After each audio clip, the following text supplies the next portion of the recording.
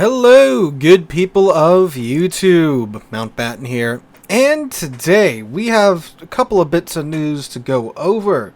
First off, Wargaming has sold its Sydney office to Riot Games. Now, this came out yesterday, and according to this article, I'm reading an article from PC Gamer, I'll link it in the description down below. They say, in a move that it says will help accelerate the development of live games, League of Legends developer Riot Games has announced that it is the proud new owner of Australian studio Wargaming Sydney. The studio was founded in 2002 as Big World Technology and gained fame as the creator of the Big World toolset used in more than 30 MMOs and online games. It was acquired by Wargaming in 2012 and worked on that company's military MMOs, World of Tanks, World of Warships, and World of Warplanes.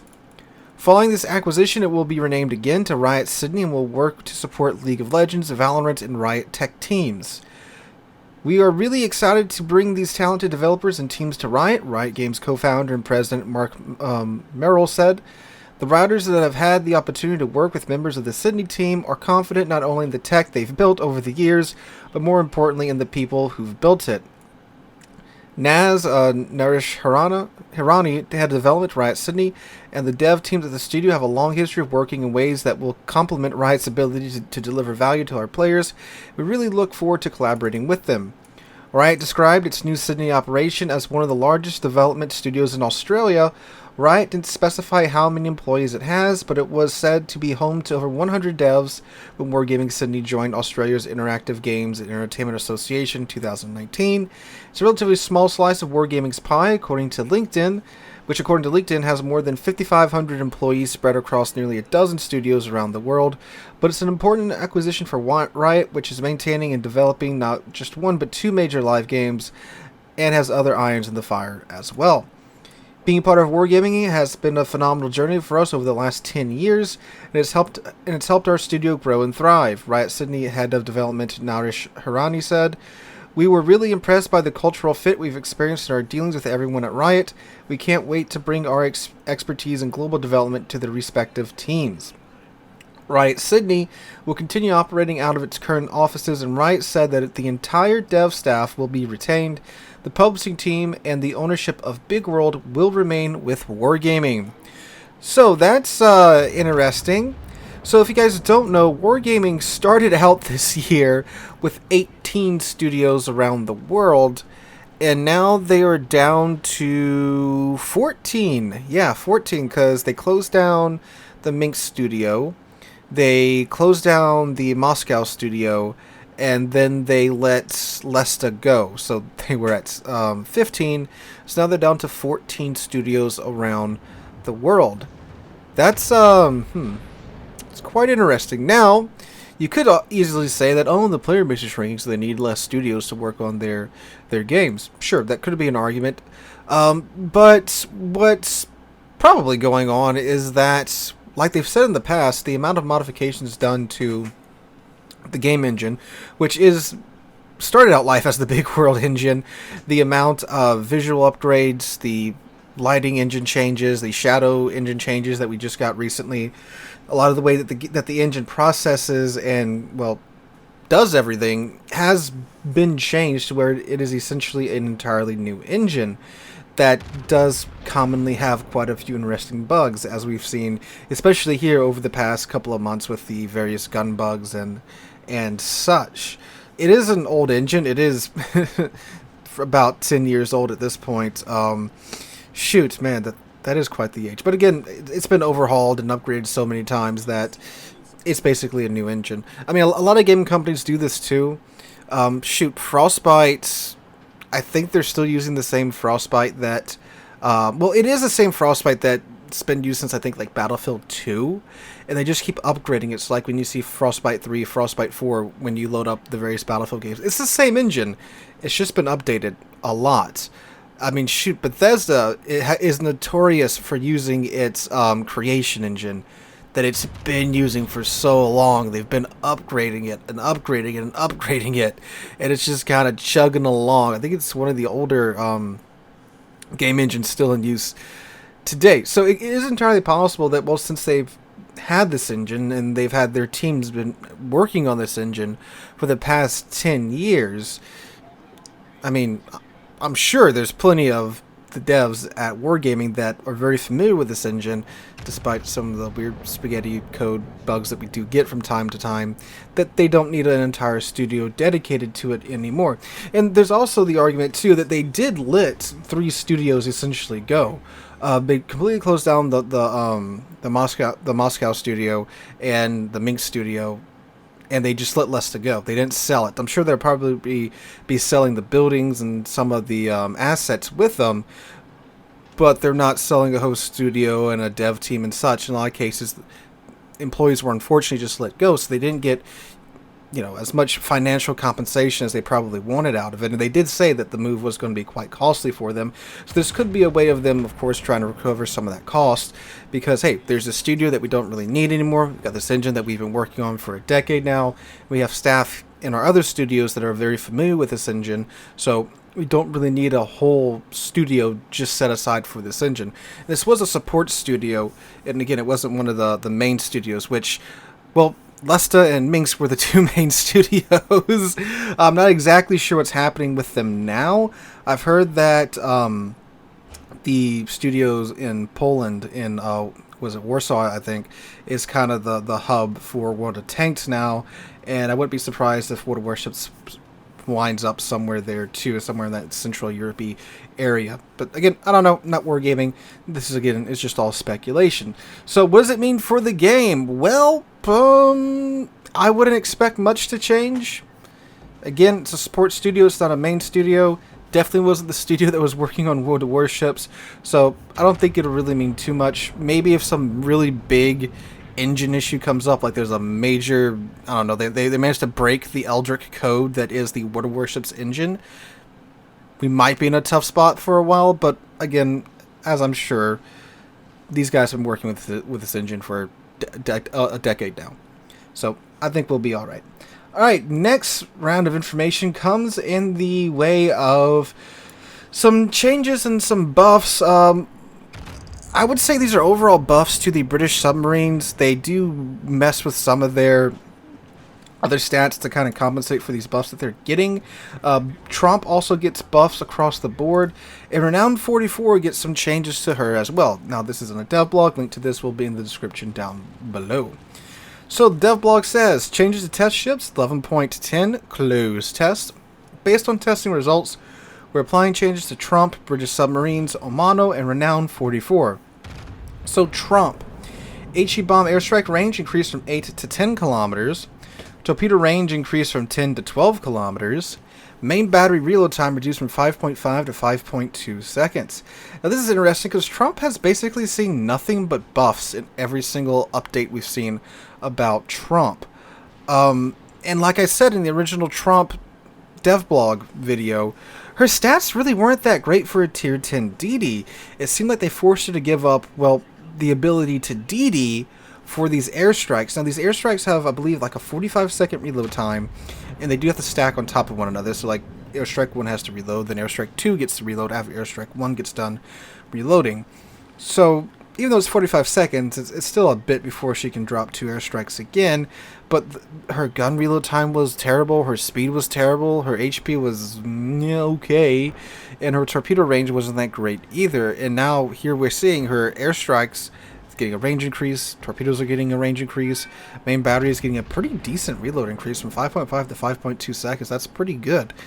And we've seen the other changes with the Tromp over the various DevBlog articles and stuff.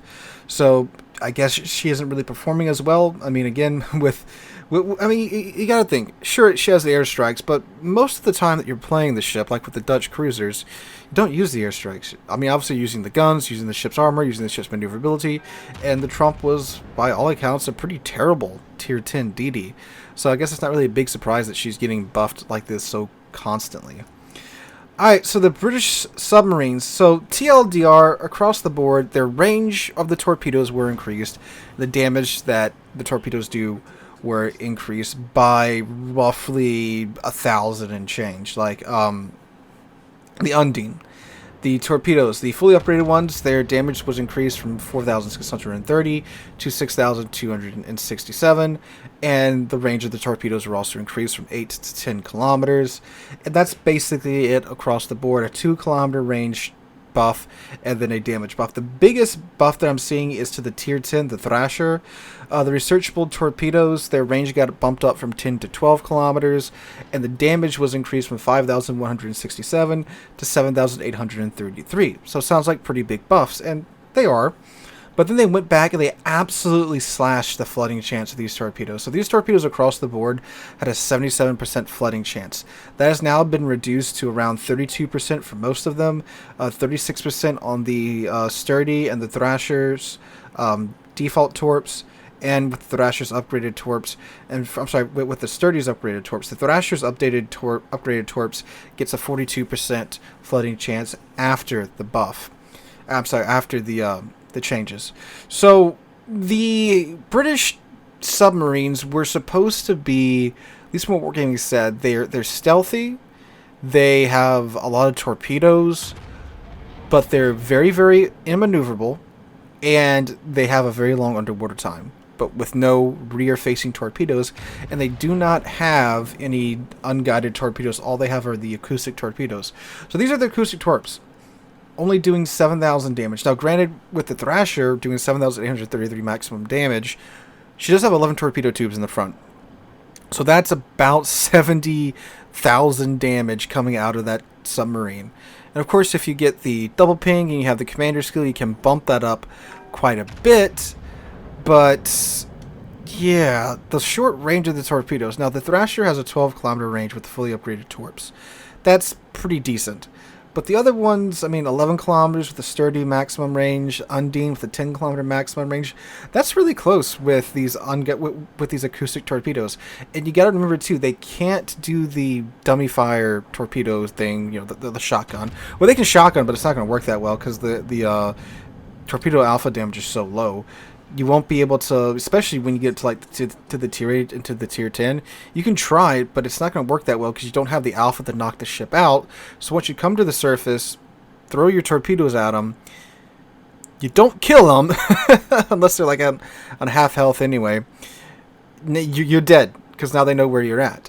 So you can try and shotgun with these submarines, but it's not going to work well, which is one thing that the community is very, very upset about, is shotgunning, even though shotgunning is as close as we're probably going to get to historical submarine engagements, because they got to come to the surface, throw their torpedoes, and then crash dive to try and escape, which is how a lot of submarines operated. Well, it is how submarines operated in World War II. Granted, they weren't doing it from point blank range like how we're doing it in World of Warships, but they weren't sitting at 12 kilometers away either doing it. So yeah, so some interesting changes with the British submarines. I don't know how they're going to work. Medium to close range homing torps only. You have to be pinging. Your pinging effect's going to be going across the top of the water. You're going to get the hydrophone effect every time you ping too. They do have a long dive time, so that might help them out there. So we'll see. But it looks like they're starting to kind of retool them a little bit. Now the Renown 44. So listen to this, fellas. Renown 44. Armor thickness of fore and aft end plating and deck increased to 26 millimeters. Oh yeah. Sigma parameters for main battery guns increased from 1.8 to 2.0. Oh yeah. Dispersion radius of main battery shells increased by approximately 20%, in line with most battleships at that tier. Aw shit.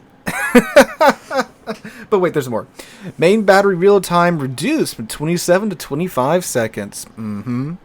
Torpedo range increased from 8 to 10 kilometers. So, overall, some pretty big buffs to Renown. So, fore and aft end, I'm assuming that means bow and stern. 16 millimeter bow and stern to a 26 millimeter bow and stern at tier 7. It's pretty decent. The Sigma going up to 2.0 is pretty good as well. And the reload time going down to 25 seconds and 10 kilometer torps now instead of 8 kilometer torps. But then the dispersion increased. 20% dispersion increase. Well, with the buff to the reload and the buff to the Sigma, I mean, 2.0 Sigma, that's not bad at tier 7. That's pretty good with a 25-second reload. But only 6 guns. Yeah. I haven't played Renown 44, so I can't really say what she feels like because I haven't played it. But, I mean, I'd like to think that the reload will make up for it. And, you know, that is stock reload. And once you get Adrenaline Rush going, you get that down by another second or two to where you get like a 23-second reload, which would be pretty good. But, again, you're still stuck with the 6-gun scenario, you know? So, every shell that misses is going to hurt. And with a 20% increase to your dispersion,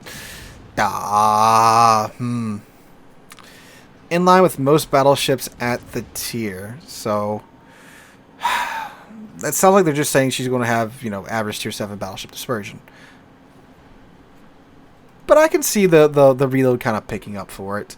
So, with the other changes, the increase in the armor, the increase in the Sigma, the buff to the reload, and the torpedo range increase, I'm still optimistic about round 44. She's still going to have all of our secondaries.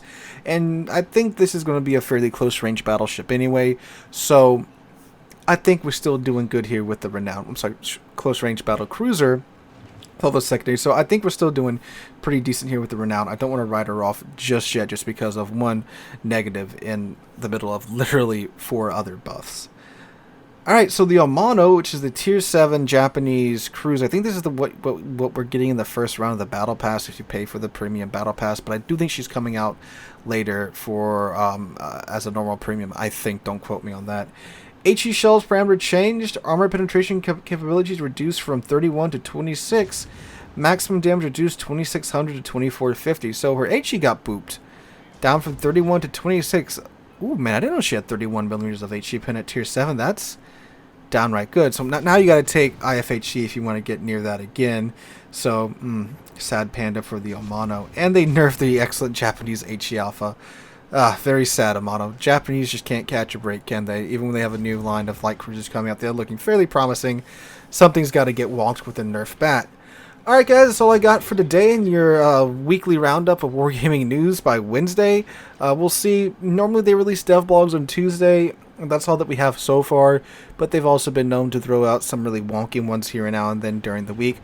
But I believe that is it for this week in the news. Again, unless they release something today. So, let me know what you guys think about that in the comments down below. Hope you guys have a wonderful Wednesday. If you enjoyed the video, make sure to drop a like, subscribe to the channel. We're on our way to 40,000 subscribers. We're very close to that goal, under 500 subs away. And when we hit that goal, I am doing another milestone giveaway, so make sure you stick around for that. Hope you guys have a wonderful week. Hope to catch you guys in the next one.